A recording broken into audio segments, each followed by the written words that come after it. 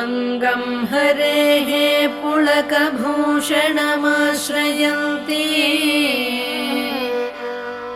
भृङ्गाङ्गनेव मुकुलाभरणं तमालम्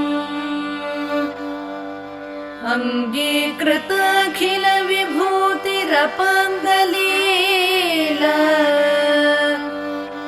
माङ्गल्यदास्तु मम मङ्गलदेवतायाः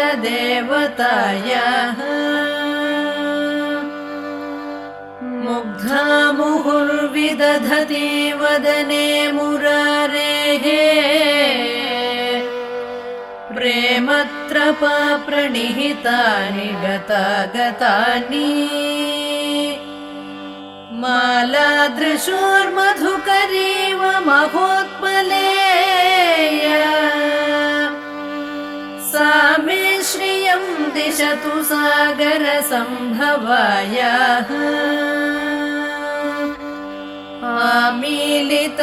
आमीलिताक्षमधिगम्य मुदा मुकुन्दम्